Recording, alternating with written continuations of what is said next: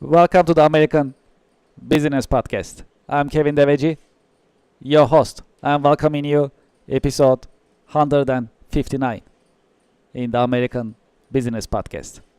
Today we have a special edition, roundtable discussion. Before further ado, let me invite our guest to our virtual stage and let's get the discussion started.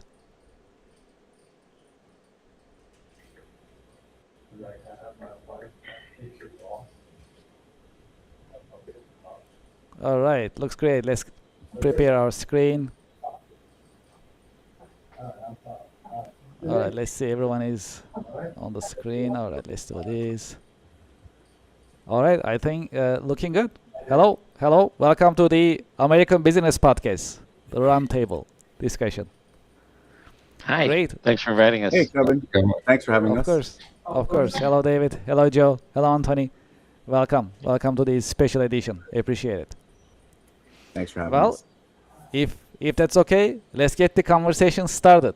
Well, one of the popular subjects in American business podcasts is AI and AI for business, especially nowadays because AI is very advantageous for small and mid-sized businesses.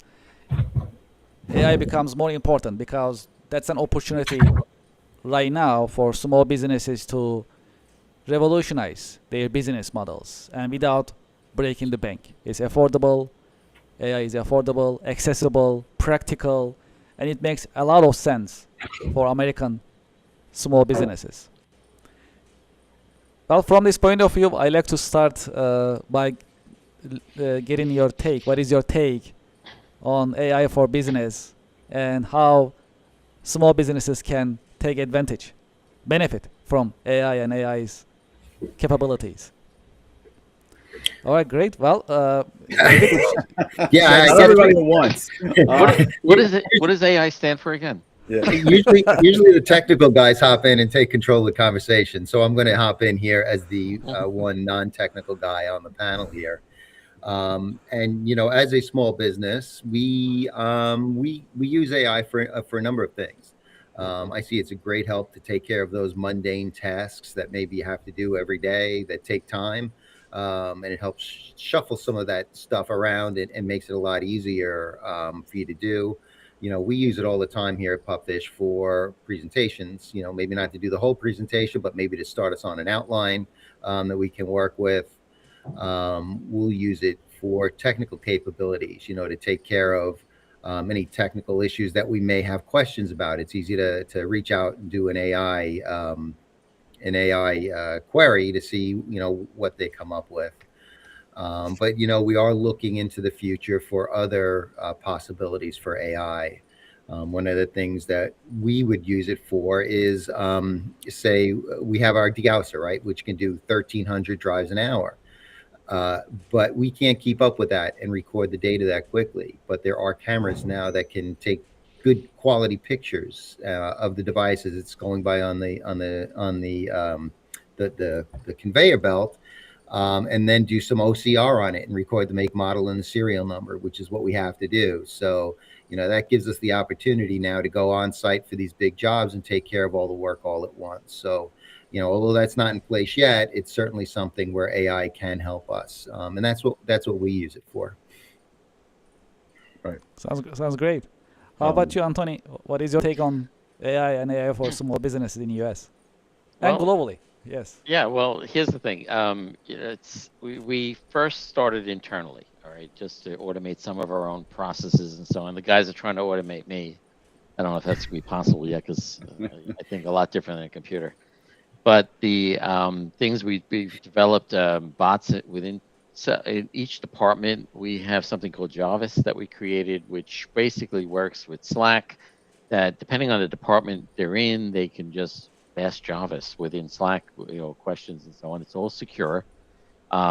We make sure it passes all the muster that Joe would put us through. Um, yeah, so they have that going on. So basically, it allows us through APIs and everything to connect securely to our databases. And so we can find out, even if we get the phone rings, for example, it comes up with the entire information about that client for Yeah. us. at least the pertinent information about it. So we have it at fingertips. The other thing too is if it's something that's coming in off the SEO, the website or whatever, it looks that company up for us, so we have an inkling of who they are and so on. Pick up the phone intelligently. We also created outbound bots that can make phone calls and so on. We're just testing them right now internally. It's very interesting. We had created another one called Megan, which is making phone calls right now and is trying some things out. And I'm working on somebody called Callie right now, which is going to be a very fun bot, and it's going to be enjoyable. I would want to hear it, all right, because I'm developing this. So it's a lot of fun projects we're doing right now, but we're finding increased efficiency now in every department. I mean, we're working now so much better and leaner. We could take on more clients without having to hire staff now. So that's what it's all about. Joe, you could probably chime in on this. Well, first of all, I think you're mistaking automating with cloning. I think they want to clone you. That's what they are. No, they don't want more of me. And when you said they Megan, want something they get shut off. And when you said Megan, I'm thinking of the movie That Doll that was automated. So I don't know. That's exactly the movie. They named it after that. Yes, I realized that. From a cybersecurity standpoint, and I think that the way that Anthony and Dave use AI is fantastic. We're using it in a couple different ways in our company. From my perspective, since I'm not the one doing the coding and the penetration testing and the SOC work for other clients, I'm using more of the informational piece. But as I tell everybody when I do my trainings, is that you can use it for informational, as I'm ghosting on the screen, but you should also verify the information. There's a lot of misinformation that might be coming from it because there's different AI tools out there. So it's great. I mean, I use it because sometimes, I have a brain fart and I need to say, hey, what was it that thought I was thinking about? Kind of pull it together. But also from the technology side, it's being used to really do a lot of threat detection. It's trying to keep up AI with AI for the hackers that are out there. So it really is a very beneficial tool if it's being used for good and the right way. That it could be used in all these cases and really be productive for everybody's business. Yes, and actually, I like to also shift the conversation towards security a little bit, which is very important, right? And actually, I had a meeting earlier today, and one of the prospects asking us about how to use AI, especially to compare price. And they have e-commerce services. They are selling widgets. So they were asking us how to utilize AI, ChatGPT, and others to search for competitors' pricing and compare it to theirs, for example, in terms of competitive advantage and where they are. So, well, the challenge here is, of course, just as soon as they put their information out there in ChatGPT or another LLM, then it's just out there, right? Hey, this is my pricing, these are my products. Can you compare it with competitors? That's where they were going fundamentally. So we were like, wait a second, where does it go? And how long is it going to stay? Now the world has their information. So the importance of the security. So what is your take on this? Yes. Yeah, I'll start on this one. So I'm, I know we're all big on security as far as using AI. I actually just came back from doing a training for a school district, and I tell them, listen, you shouldn't be using you should not be using open AI at schools. Putting in that student information, putting in any information, you're putting in open AI, it's out there. Don't do that. A lot of times then people ask, well, what can I use? I would recommend using whatever is in your security ecosystem. There's certain procedures. There needs to be a policy around how you can be used and what can be used and what kind of information put in. Humans are very visual creatures and they need to have that structure. Also, from my audit risk and compliance background, I mean, I've been seeing all these audit internal control frameworks around AI that are coming out there, and they're all basically the same. It's about access controls and configurations, and it's all really based on the governance and all that kind of stuff. And even if you just implement some of these controls, it really will help you with your security around the AI in your business. And just quite honestly, you just want to make sure that everybody is aware with the training that there are data privacy laws, whether or not there are AI regulations out there. I don't separate the two. I don't care that there's no AI regulation out there as far as what you should be putting in, what you should be putting into it. It still falls under data privacy laws, and people have to understand that it still falls under your data privacy laws that are state by state and federal government, and not think of it as a separate entity in that respect. Exactly. Yeah. You can't just put stuff into ChatGPT, for example, that's kids' information, health information, and so on. You got to be very cognizant of that. Is that because it's like going out to the world. Once you put something in there, it's out. Right. So from a data privacy standpoint, it's extremely important. Yeah, we use it to look up general basic information here, never anything specific to anybody here or to our company, just for that purpose. And, the requirement to protect that is so strict. And like Joe said, as soon as you do get out there and you start to cross state lines, every state has their own laws. And, we had an attorney on a panel once, and he said, one state may require you to produce some information that maybe you don't want to produce. But once you've produced it out to that one state, every other state has access to that information, and it becomes a real legal nightmare. So the best thing to do is to make sure you're taking some strict compliance with how you handle that data and what you do put out there on your OpenAI. Yeah, and just to follow up on this, there was a real world example of another IT firm that I was talking to the other day, who was working with a potential law firm client, and the law firm said they were putting information on some of their legal documents into Claude AI, and literally within 5 minutes, the IT person did a Google search and found that entire document on the web. So this is where we need to be very careful. People don't realize it's out there. There's no closed environment with a lot of these open AI tools. Wow. That's scary. Yeah.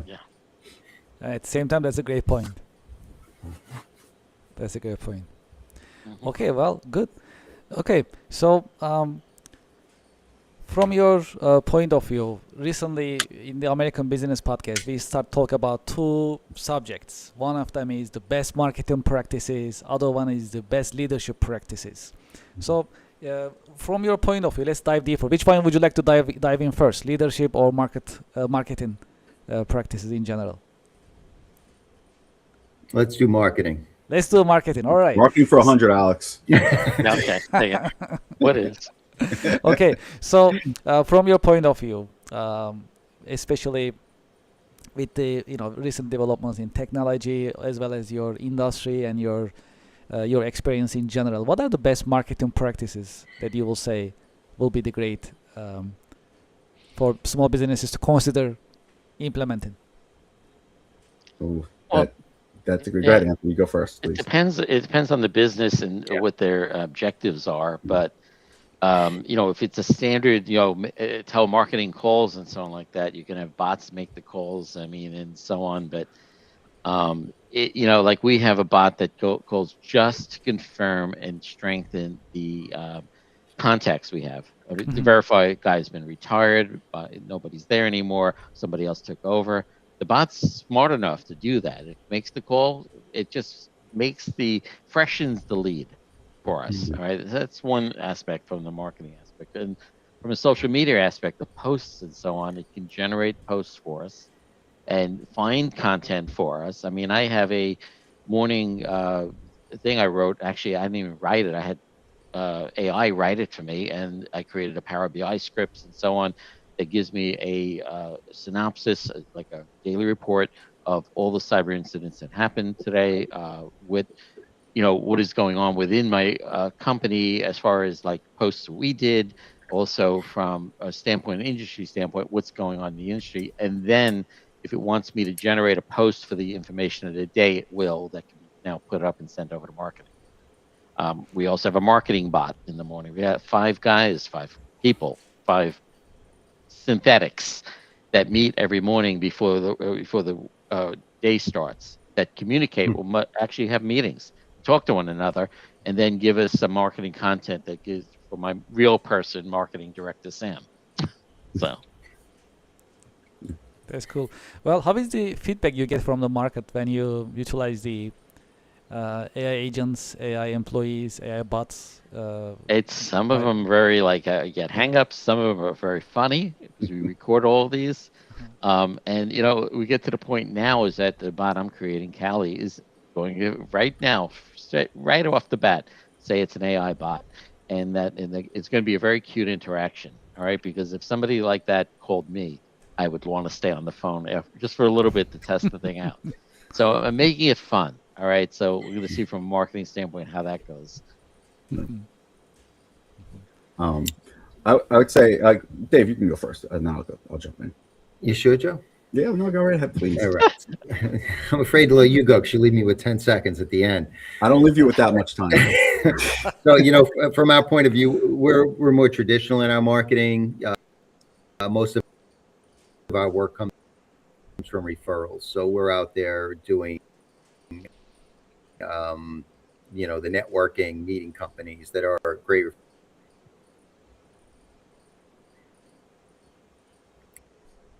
We do, and they can refer our services, and the fact that they do refer have close to a 100%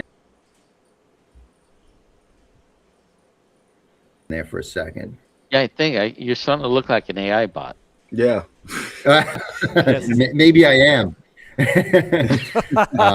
know what? We might all be. We're in the matrix. You could And be then in a the other approach simulation, to you never know. You know, the other approach to marketing is just getting, you know, our name out there through the various media. So we do post on, you know, some of the social media accounts, the business media accounts. We do podcasts like Kevin's, which, you know, get us a broad, great audience. So that's kind of how, you know, we handle it. We will target certain groups if that's something we want to focus on. But really a lot of our work is the education. So we'll do panels, you know, together. The three of us have done panels together, you know, Anthony, Joe, and I, and others, because a lot of what we do is just educating customers what we do, how we do it, why it's so important, and the fact that there's even a company like Pupfish out there to do what they need to do, because a lot of people just throw it into a closet and they forget about it and hope they won't have to deal with it. Yeah. And I'm gonna go off with Dave, especially the panels. You know, I love going to the panels with Dave and Anthony. I think they're very knowledgeable. They're very good at what they do. Education is really the key a lot of times out there because it's always changing. It's very, you know, cybersecurity is an ever-changing, quickly changing field of what's going on out there. There's new threats every day, and you know it's hard to keep up with it. But now, you know, we're doing a lot more panels on AI and stuff like that. From a marketing perspective, besides for the education, the networking, like Dave said, you know, you want partnerships, especially in a region like Long Island. It's partnership is very, very important. You know, and also, you know, the podcasts are great. I think that, you know, and every business can be different. And we think that like for cybersecurity podcasts would be great to do. Some other businesses may not be so great. We're also sending out a lot of from Circle Boom. We use that, and we send out articles based on the industries that we work with. So we're always sending out things about education. We're sending things about law firms, about accounting firms. You know, things that they really need to know, and they're not hearing on the mainstream. So if they're following anything that we do, and they're following our pages on, let's say we do a lot of LinkedIn posts. I do a lot of the personal LinkedIn posts for Stetson, and then we also have the Circle Boom doing the automated ones. So like, you know, if we're doing panels, I'll put it out there myself. I'm not unlike Anthony, who's smart to do so and to use AI. I'm not using AI to write any of my stuff. You know, I've just so conditioned to write things over the last 25 years that I just kind of just write it myself, you know, and but I do use the AI a little bit to kind of tweak it, you know, when I need. But it's multiple ways that we can get out there and get the word out there. And, you know, I think that if you find the right avenue you go down, or multiple avenues, you just take advantage of those. And, and use each one to your advantage. You know, it's interesting. No, We're Joe. talking about AI, and you look around, and we're not the youngest guys in the industry anymore, and you wonder if the younger crowd is doing more AI because they've grown up with it more than we have, and maybe they can adapt to it easier. Anthony's extremely technical, so he can pick it up. But somebody like me who's fairly technical, it's a bit of a learning curve, and is that what's really keeping me from really diving in and getting to know this, or is the fact that we're a small business and we have a lot to do, and I just don't have the time or the energy to put into it because I'm focusing on other things. So but maybe if I used AI, I'd have more time to focus on those other Yeah, things. So yeah. catch 22, right? Yeah, you have Yeah. to jump in, and maybe if I had some Anthony's knowledge, it would allow You're me to. welcome to call me. I'd be more than happy to Well, share it. maybe you have to come over one day and we'll have a little chat. We'll have some pizza. Yeah. You can get the dog and get some AI programs running. No, absolutely. And Get then your AI policy in place first, Dave. I'm sorry. I gotta be absolutely, you that. need an I AI gotta be that policy. voice in the That's- room. I'm sorry. Everybody should have an So, AI Joe, policy. you can write the policy first. All right, the We'll policy have first. AI do it. But That's fine too. I like that. Let AI put together the Let AI policy do it. for AI. No controls. the LinkedIn That's it. post, Limited AI so- policy. Anything goes. For example, what we've been doing for the LinkedIn post is that I have a bot now that's just me. It knows me. It knows my writing style now, and so on. Because I say first thing I say is take the AI out of it. All right, it's got to be like what I would write normally, and then I'll look at it and Right. maybe tweak it. But usually good to go. The other thing we've been doing, which is really interesting, is that our website we've gone up hundreds of percentage points now in our SEO dramatically. And that's because we've been talking to AI and having it help us make our website better so that it's more because the way AI works is that it looks at your LinkedIn post, it looks at holistically everything out there, including your website. And what I've been finding is more and more people are using like ChatGPT to search for a company instead of Google. They're going into AI and asking, hey, what kind of computer companies are in Long Island? What we've done is talk to that AI and had it fix our social media and also our website so that it's AI friendly, can be read by AI, and then it can interpret and focus on our ideal client profile. All right. So now what's been happening is that we now can actually ask AI from a client's point of view, is our website what they're looking for? All right. So I'm looking for attorneys, for example, attorney firms, accounting firms. So I could focus it based on if one of those clients are looking for us. And what he told us to do is create landing pages for each of those groups. So we've done that and we fine tuned it, but it's been very helpful in that sense. It's interesting you said that about searching for companies. I actually was doing that today. As some of, I know Joe knows, I don't know if Anthony knows, I'm a beekeeper. I have bees. And we are I want some honey. Well, Me too. that's our goal, right? So last year I didn't have any hives. I had lost them all the year before. So this year for Earth Day for pupfish, one of the things we're going to do is get my hives back up to shape, paint them, and then bringing in some new bees first week in May. But one of the things you need to do with bees is a Varroa treatment. And, I was on ChatGPT today, just looking up what are the Varroa treatments, what affects honey, what doesn't affect honey, what embeds in the wax, what is organic and won't do that. So, yeah, I had ChatGPT help me make some of those decisions and then went to do all the treatments. So, it allowed me to do that research in about 15 minutes while I was eating a sandwich versus, maybe spending hours looking things up at home, trying to read through things. Oh, it's great. And, again, you're talking about security versus convenience and everything. It's so easy to use ChatGPT and tempted to put information in there about you got to be very careful. Yeah. But I mean, a couple of years back when ChatGPT first came out, I was playing with it and stuff. And I overheard my wife, this is a true story, talking to her sister about their brother who went home with food poisoning. And I'm listening and everything. And all I did is I heard the symptoms. He was dizzy, double digit, this. I threw it in ChatGPT, just the symptoms. All right.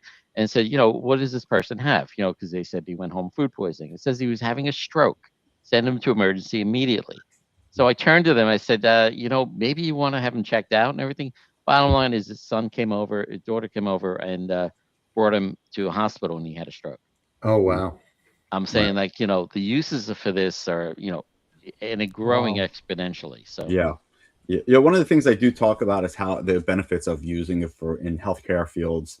I always say that it's for tax accountants. I think we're not going to have enough tax accountants in a few years that we're going to create a program that does tax accounting. Manufacturing, there's not enough people to be hired to work in the factories, so it's making the processes more efficient. It really does, upon the learning, and does make things more efficient and better for these businesses, where if they can't find anybody to do the job for them. Mm-hmm. Agreed. Also, I was looking at one of the publications that I was following. So it says we talk about the AI agents, right? So it says to scale AI agents successfully, think of them like team members. Just like your human employees, each AI agent needs a role, a defined scope of authority, approved sources of truth, and clear escalation rules. That's interesting. Mm-hmm. Yeah, one came asking me, Megan asked me for a raise the other day. And then she came at you with a knife, right?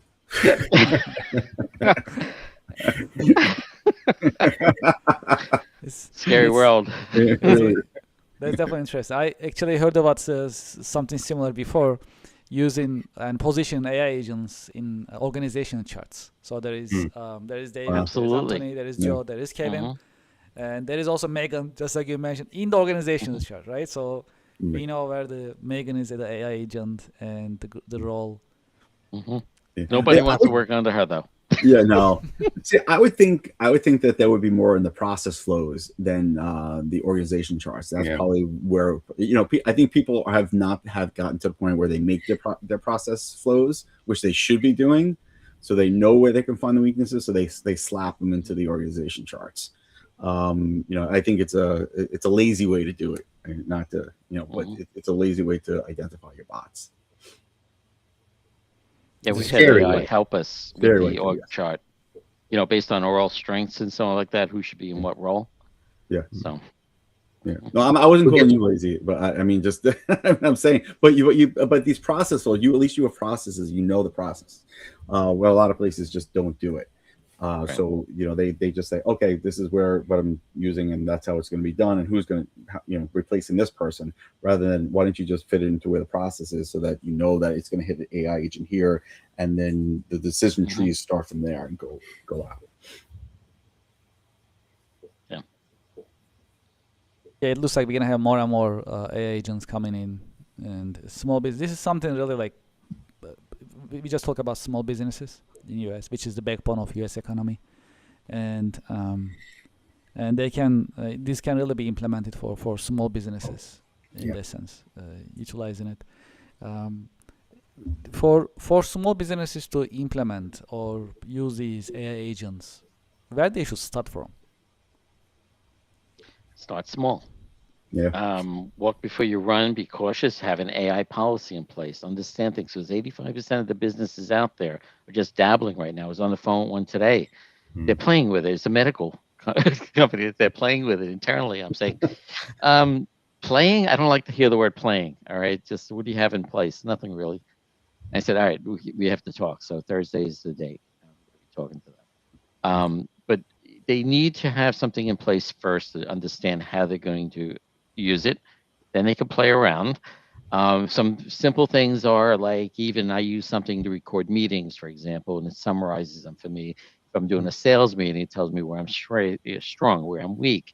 That's a good place to start, And the thing is, it's got to be a paid service. If it's free, you're the product. So you make sure that it's a paid one, and check the security on it to make sure they're not sending that information out someplace, that they're internally giving it to you, and it's your information and so on, that they're giving it back to you.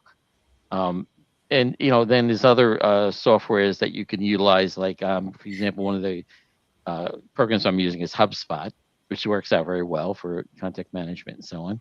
And it has some AI built into it too, that allows us to click on a Breeze, I think it's called now, and it just searches everything. It tells me where I'm at with that prospect and tells me what I should be doing next. It gives me a summary.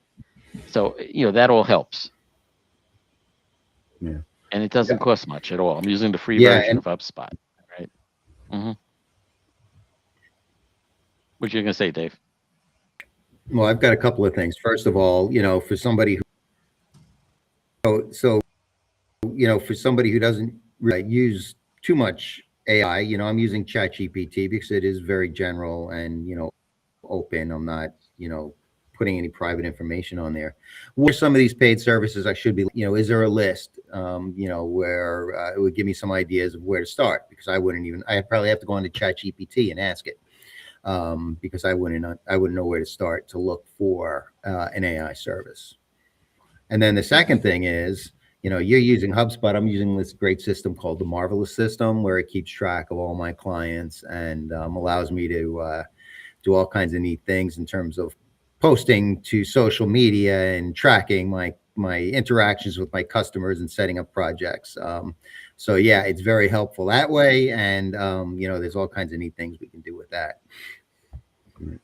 Right. I agree. It starts small. Also do your research. There are so many startups, so many AI companies that are popping up. Don't go for the latest and greatest flavor because someone put in your do the research before you put anything in place. Make sure it fits the scale of your business and what you need. Don't go overboard. There are certain ones that will integrate with your systems better than others.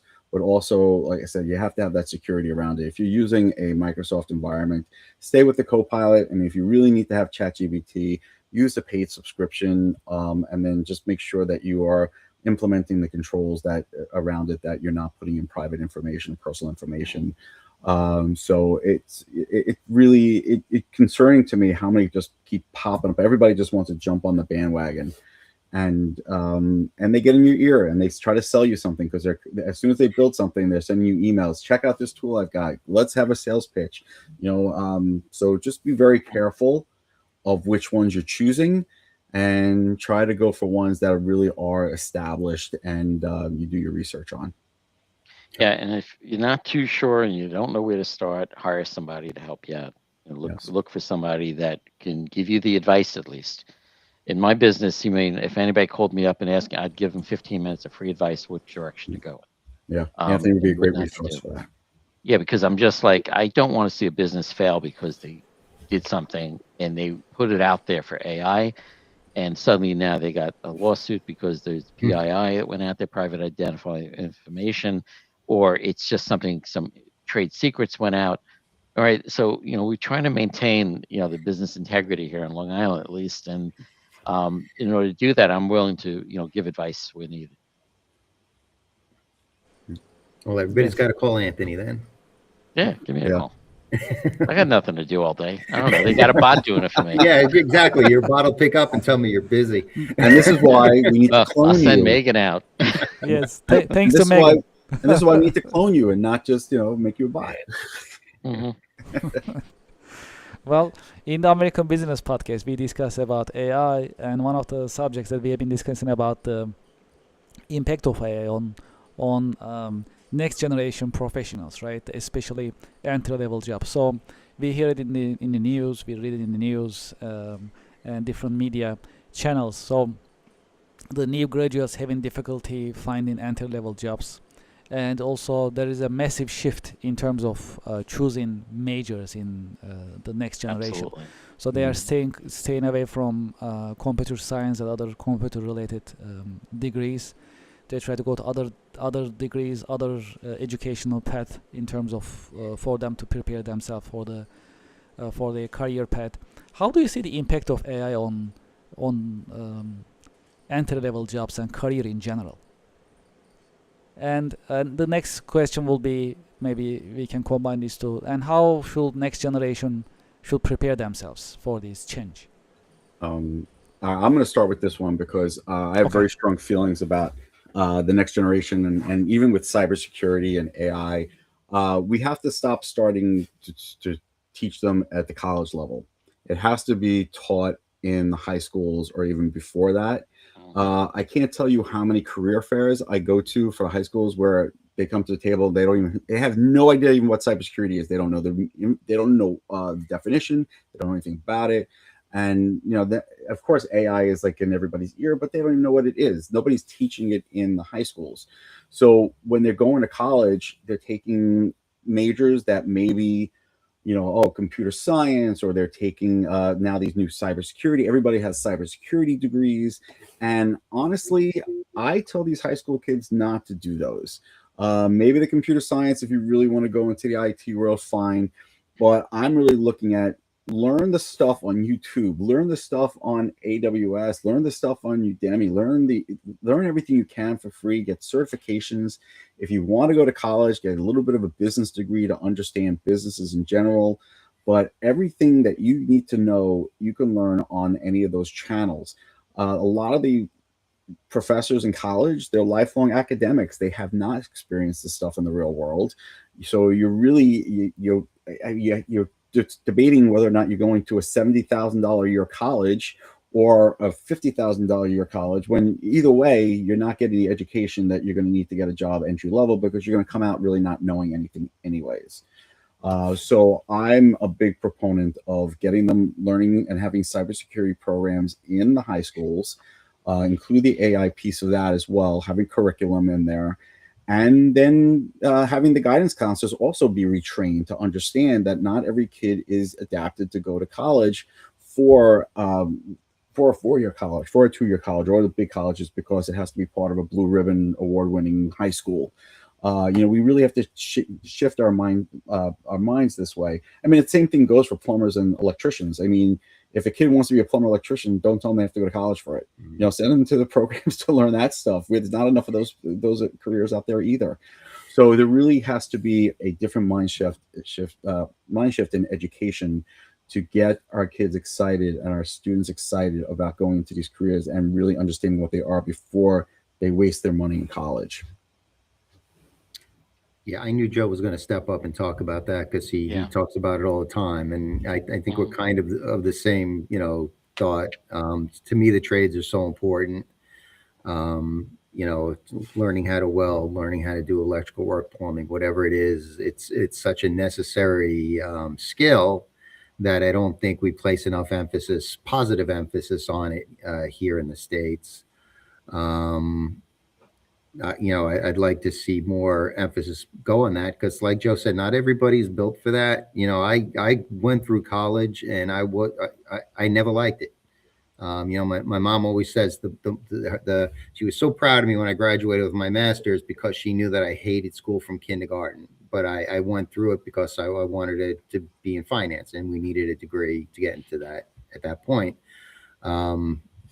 And now I'm not in finance anymore, right? I'm running a company that does data destruction and e-recycling, which I think is better suited to me. So I think, it's a matter of what, pick something that you're suited to as a young person, and develop your career development based on that, and whatever schooling or certification or trainings you need.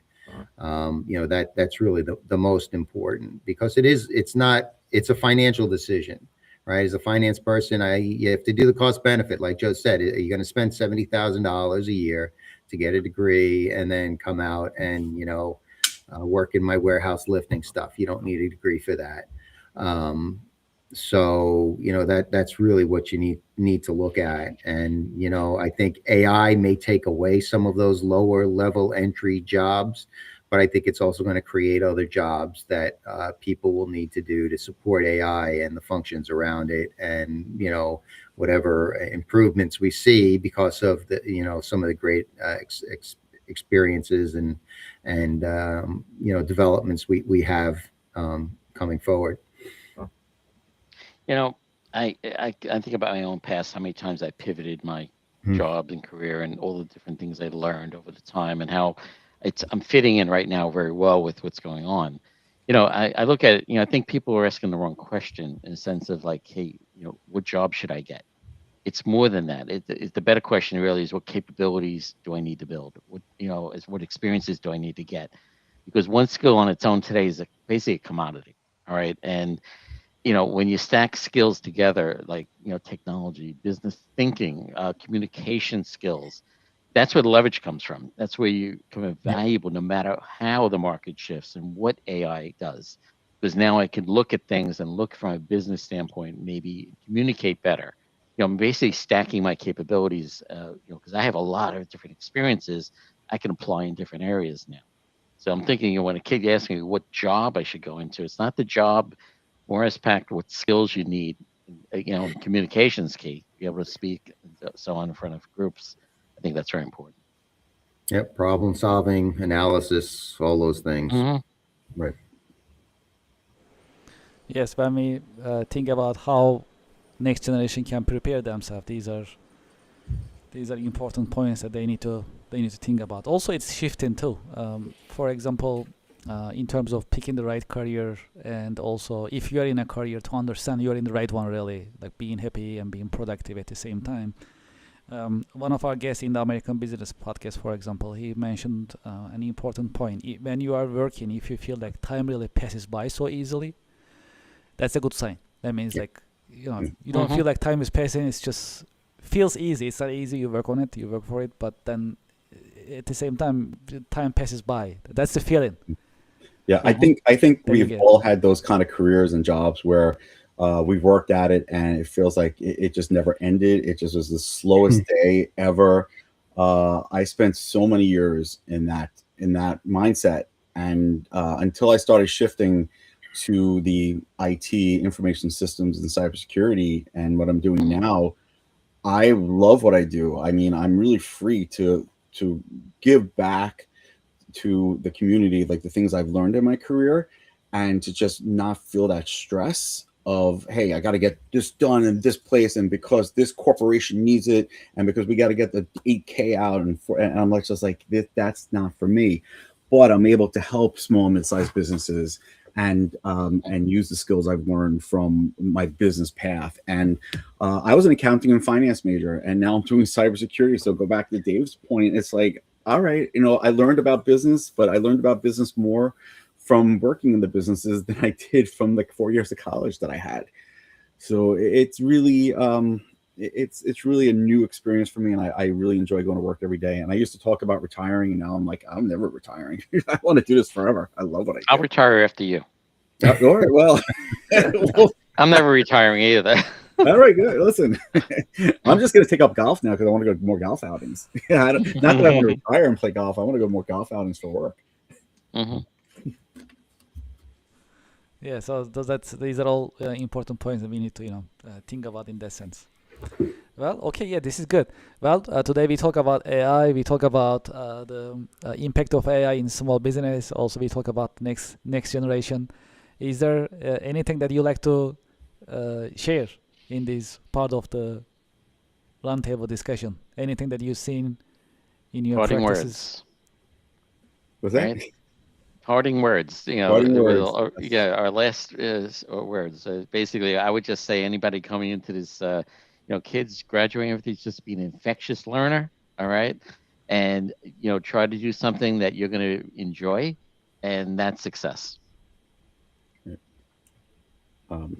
I would also kind of echo that students need to really figure out what they want to do before they get to college, and if they like stuff like this, try to learn on your own. And for businesses, when you're using AI, don't jump in feet first. Do your research, put the controls in place. I know we've been talking about that over and over again, but it really is important. You don't want to put the cart before the horse, I always say, right? And that's what we seem to see a lot when it comes to small and mid-sized businesses, because they hear the buzzword and they want to jump on the bandwagon, and then something happens where they're just have a data breach, or they're exposing data, and they're doing things that they're not supposed to do. So just going carefully, and don't do your research before you get into anything like this. And I'm going to touch on leadership, because that's something you mentioned that we never got around to. And I think it's important for young people to, when they are looking for a position and they're looking to develop their careers, to find a good leader, somebody to follow. I still remember my first boss because he taught me some very valuable lessons about business and how to treat people. And he was a man of integrity. And to me, those are very important qualities. And it was, his imprinting his values on me as a young person that I have now carried through my entire career. And there are days where, you know, I'll be stuck on a problem and I'll think, okay, what would John have told me to do? You know, how would he have challenged me to answer this question, you know, 40 years ago? And, you know, I kind of go back to some of the puzzles he gave me or some of the questions he asked me to solve a problem. And they help me today. So getting that leadership experience to help you later on in your career is very important, and they're lessons you'll carry through life. Yeah. These are.